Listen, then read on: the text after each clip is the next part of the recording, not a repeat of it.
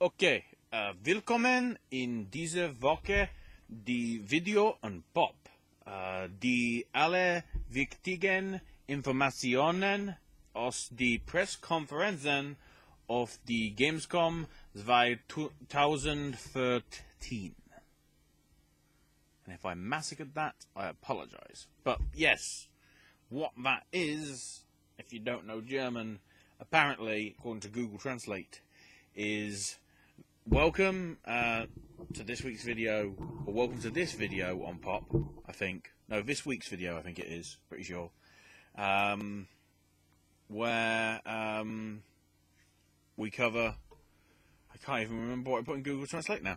Basically, we're talking about Gamescom, Europe's biggest gaming convention from Cologne in Germany, taking place this past week, and there's a lot of stuff to cover, but I thought for this video, because I will be talking more about it on my podcast SNS Sticks and Flicks that you can check out on the SNS Radio Network. I'll probably put a link in the description below to the website anyway, where you can find it. It should be up on the page within a few days or so, I'd hope. So there were quite a few major live stream / press conference event things, and I'm really going to go through sort of the major things that came up from them, starting off with Monday afternoon, evening, depending where you are in Europe or North America, or wherever you are in the world. Anyway, it started Monday. Let's make it easy that way. With the Call of Duty Advanced Warfare multiplayer details. And I like some of the touches, like the exoskeleton stuff is nice, so you can actually do like super slides and super jumps and super dodges. So you can sort of jump the sharks. If somebody's shooting behind you, you can shoot up. You can super jump like in the air, then super thrust backwards over the top of the guy that was behind you and land in front of him. So sort of Dishonored, but without the trickery, really. But my only problem with all this Call of Duty stuff is they're incorporating all this stuff into the multiplayer, and with all this technology and everything, it just makes me feel Titanfall. And we've already got a Titanfall. I'm intrigued to see what Call of Duty does with it, but I'm not really, I'm not getting my hopes up, really. Something else was the fact that apparently Halo's Griffball is now in Call of Duty. Oh, sorry, Uplink. It's called Uplink. It's a completely new mode. It's never been done before in games. Griffball. Give you a hint. And then the big news for Call of Duty fans is they're now classifying it as a Day Zero edition. So it's available to people that pre-order it on the Monday. But if you don't want to pre-order it, it will be available as standard on the Tuesday. So basically what you're trying to tell me is the game releases on Monday. Because technically, I could go, let's say, that Monday afternoon to my local game store and say, I'd like to pre-order Call of Duty Advanced Warfare, please, because it comes out tomorrow. Oh, yes, you can pre-order it. Pay the money, get the game. So basically what you're trying to tell me is it's out on Monday, November the 3rd. Let's be honest. That's what it really is, isn't it? Anyway. So yeah, there was quite a bit of stuff from there, but it started to get more juicy when we got to Tuesday. And it started off with Xbox. Quite a few things showcased. The Unity Pro engine apparently is now going to be available free to all participants of the ID Xbox developer scheme thing, which is basically independent games, which is, you know, a nice offer from Unity. That's pretty cool. Also, there's understandably a hardware bundle to go with the new FIFA game. Because we're in Europe, you're going to see a lot of emphasis on that, especially considering Germany only 4 or 5 weeks ago were crowned world champions. So there's going to be some stuff like that. And then you also had a Call of Duty Xbox bundle announced, which has a special edition headset, a special edition controller, a special edition decal for the console itself, as well as the game. But the big thing is, it's going to be a 1 terabyte hard drive. The first official release from any games console yet of a terabyte hard drive. Problem is, probably Advanced Warfare will take up at least 100 gig. It might not, but it wouldn't surprise me. So, they also announced that the Evolve beta be coming exclusively to the Xbox One in January, ahead of its release the following month in February. Some new detail on Fable Legends. The Halo channel has been announced. Basically, I guess this is where the content for the Halo Nightfall thing will be showcased. Regarding Halo as well, they've also revealed that the multiplayer beta for Halo 5, as part of the Master Chief Collection, will open on December the 29th, and will go on to January the 18th, and will be focusing on 4v4. I guess they're trying to make sure that small gameplay games are good, as well as massive scale ones. They also had the first showcase of actual gameplay from Quantum Break, which looked pretty impressive. I don't know what's really going on there with the whole deal. It's sort of a bit confusing, because obviously the entertainment stuff got shut down, but the live action sort of series that Quantum Break was supposed to have alongside the game is going to be coming as well. I just hope that it isn't incorporated into the game, so we have like Metal Gear Solid cutscenes. Funny I mentioned that game. We'll get to that later. There was a whole load of indie games announced for the Xbox One, including Goat Simulator. Sorry, that's funny. I mean, it probably shouldn't be, but it was. And probably the most controversial bit from the press conference, and also the most lauded by Microsoft, is the new Tomb Raider game, Rise of the Tomb Raider, will be exclusive to Xbox One. Which at first I was thinking, that's a bit of a surprise. Yeah. The fact that the console version will only be on Xbox One and not PS4. And then it got weirder, because they said, no, it's not even coming out to the PC, it's only Xbox One. Or sorry, Xbox exclusive. So it probably means 360 as well. But still, no PC port? It's just, I know it happened with Dead Rising 3, and I know it happened with Rise, but they were new games. And, we knew that Dead Rising 3 was being developed by a Microsoft studio, so we knew that was going to be first party, even though it had a third party history with Capcom. Well, the second game did. The first one was 360 exclusive, from what I remember. And with Rise, that again was first party, and it's just been announced to be coming out for PC as well, sort of around. Dead Rising 3 is like September, and then Rise is probably towards the end of the year. I don't know. But this Tomb Raider move, it doesn't really make sense. Plenty of people have talked about it on the net, especially Angry Joe, if you've seen his video. Yeah, he did live up to the name this time. Probably understandably. I guess because this caused such a backlash, Xbox had to come out and say it is a timed exclusive deal.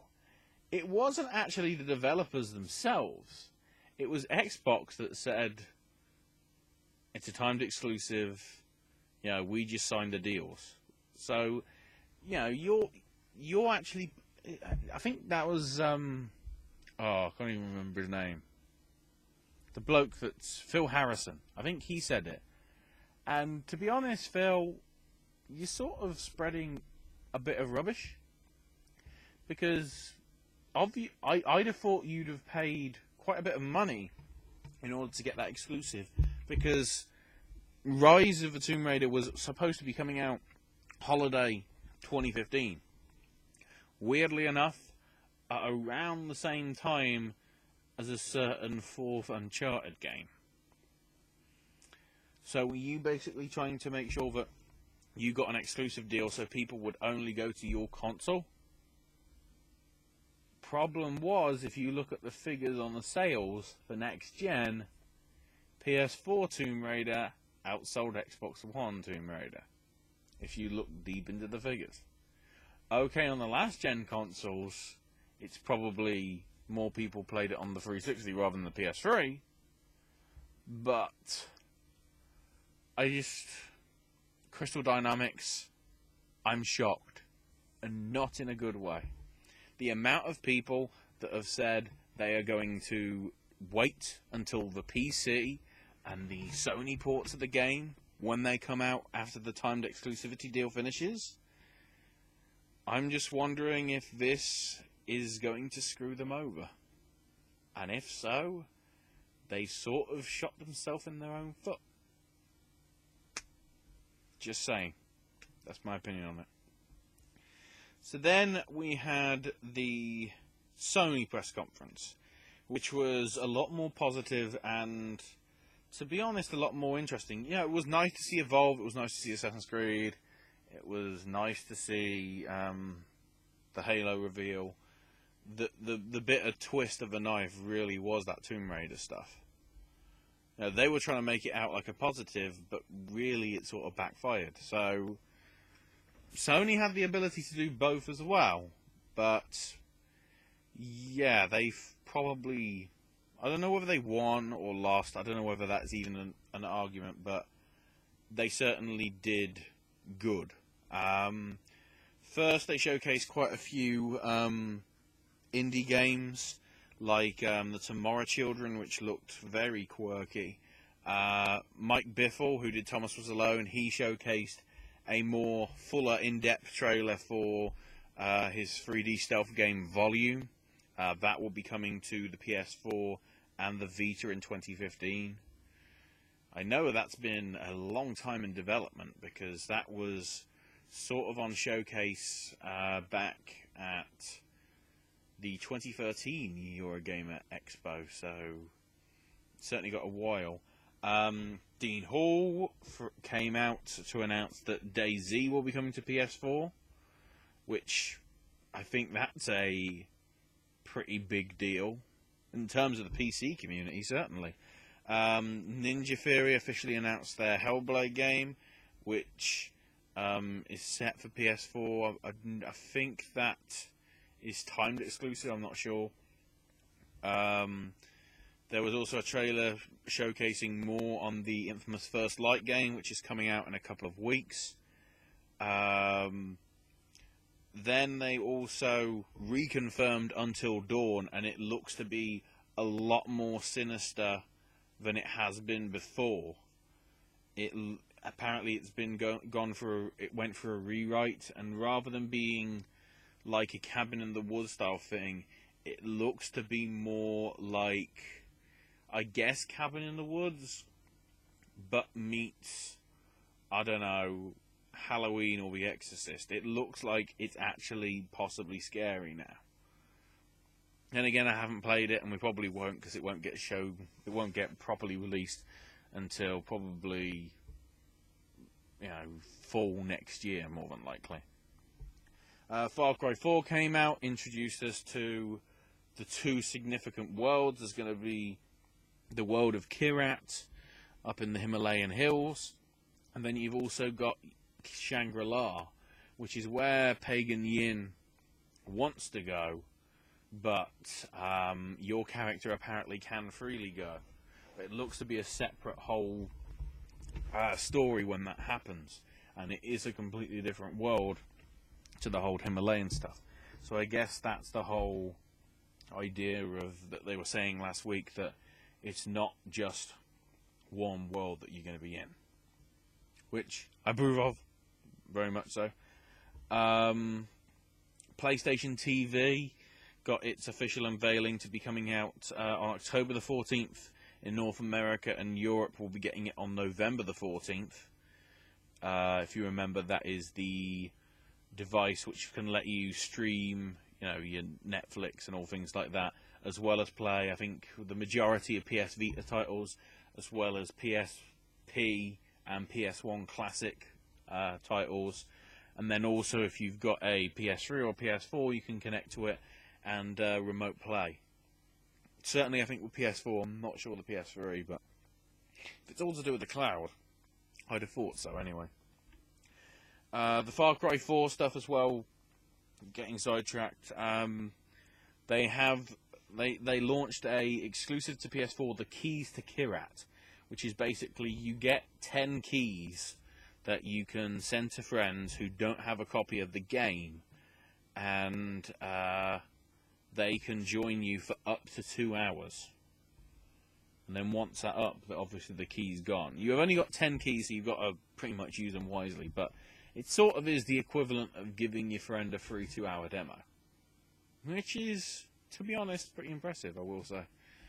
PS4 has also announced the official unveiling of the share play feature, which they teased at when they launched the console a year ago, with the fact that somebody can jump in your game and help you out even if they don't have the game themselves. I'm guessing that's sort of running off the same system that the Keys to Kyrat thing is based on. PlayStation Now will be launching in Europe in 2015. I believe the beta will be exclusive to the UK, apparently, like in about January time, so that's pretty cool. The developers of Resogun revealed Alienation, which is a tops-down twin-stick shooter. So in essence, it's sort of like Dead Nation, which is ironic because that game is banned in Germany because it's zombies and or possibly Nazis. That's why they banned it. I don't know. Wild got announced from Michel Ancel. He just set up an independent. Well, we say he just set up an independent studio. He's the guy that made or created Rayman, should I say, and has been involved with the franchise even up to the Rayman Legends game that came out earlier this year. But the key thing about this is we saw quite a lot of, we saw quite a lot of what might have been gameplay. I don't know, probably not, but that got showcased. Apparently, that is possibly PS4 exclusive. Tearaway is going to get its own PS4 port, I guess. It's not really port, probably, but it's the Tearaway game from the Vita, but remodeled so it actually is more compatible with the PS4 controller, and it's pretty much the same game, but it's just been adapted to use the various functions of the controller, which are different to the Vita. So like when you banged on the touchpad on the back, that is now the touchpad on the front, and you can use the beam of light from the light bar in the controller to actually shine a light in the game itself, and things like that. And also with it's either with the analog stick or with the touchpad, items can be thrown at you, and the sound relating to that item can be in the controller, and then you can throw it back out into the world and things like that. It's pretty incredible to think that that's being worked on. I think it's supposed to be coming out 2015, but the fact that they've done a whole huge deal there with it. Another indie, or no, actually first party, I think it is, the new studio at Tequila Works have unveiled an adventure game called Rhyme, which looks to be very Journey-esque, but with the character from The Last Guardian. It's a bit different.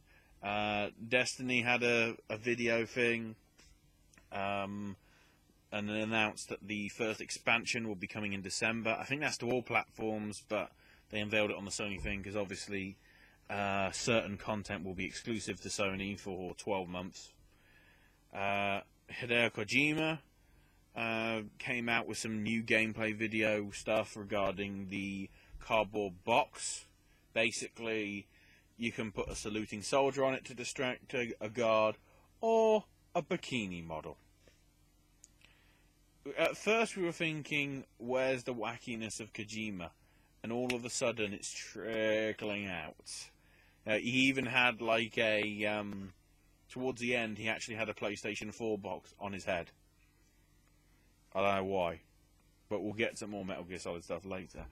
There was also, I guess I might as well talk about it here actually.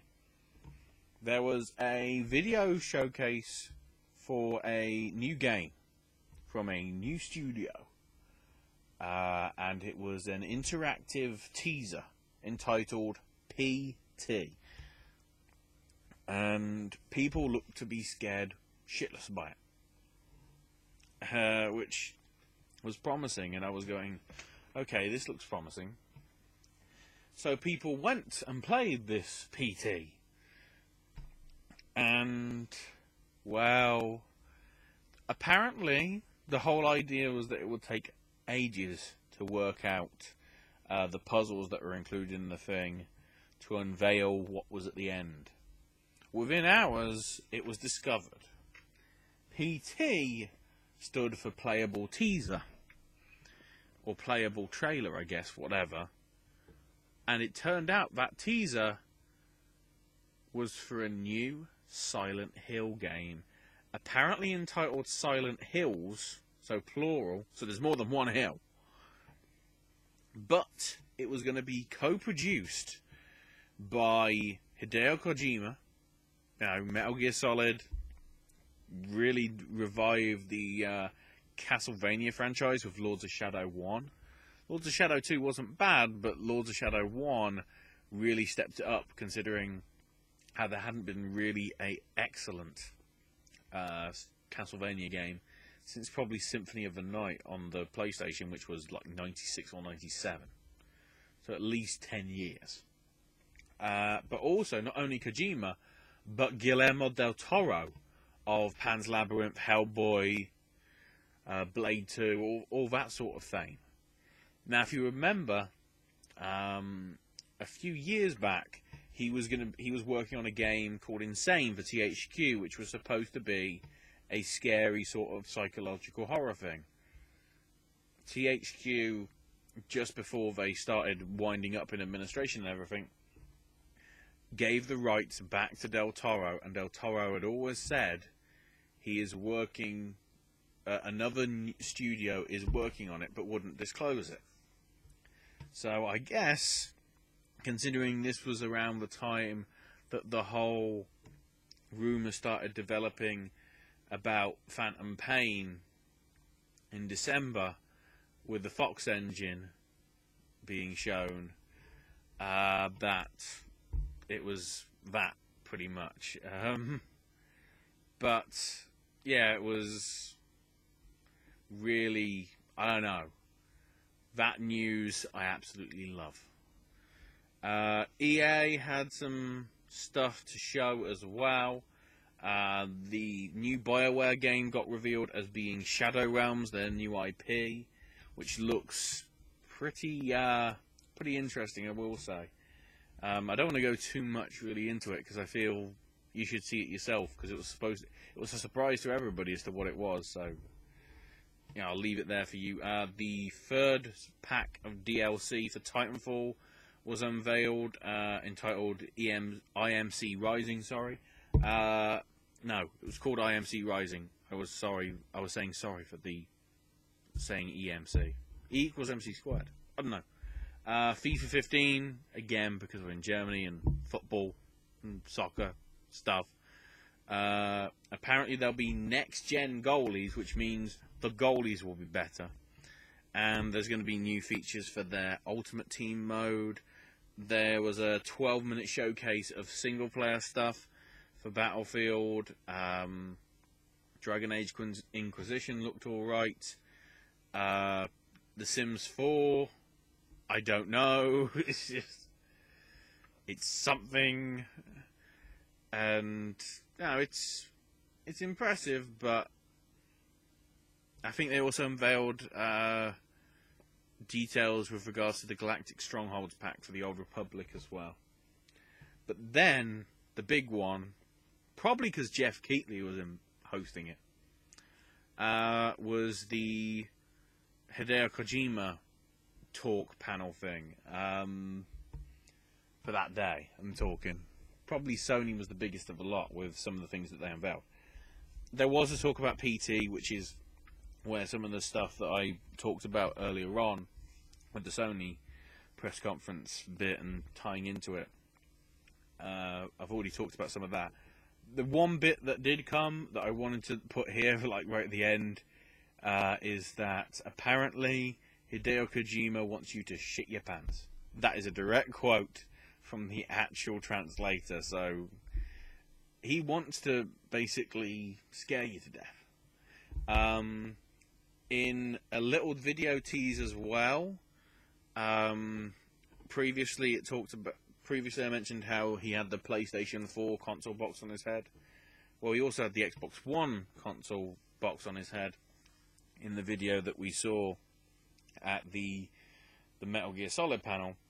But then also there was another box, and it had a Steam logo on the side, and basically steamed off like a train and whatever, which was a bit crazy. Apparently the Xbox box and the PS4 box and the Steam box will have unique capabilities, apparently, to do whatever. But that has officially meant the confirmation of both Metal Gear Solid Ground Zeroes and Metal Gear Solid The Phantom Pain will be coming to Steam. No release date has been released, but it's I'm still looking forward to it. So yeah, that's everything that cropped up during Gamescom in Germany. No doubt there's plenty more other stuff to come. Regarding Sony as well, they sort of did a press release about 24 hours or so after everything. So I think it was about Thursday when Gamescom was getting into full flow in Germany for the public. And basically mentioned how there was so much stuff that we want to tell you, we've had to hold some of it back. And pretty much that probably means the third week in September, the week before I head off to EGX, there's a little thing called the Tokyo Game Show. And of course, Sony is Japanese. So they've pretty much said there isn't going to be any Last Guardian, but what else have they got to show? It's clearly stuff that's going to appeal to the Japanese market. So possibly Deep Down, possibly Street Fighter, who knows? But hell, I'm counting the days.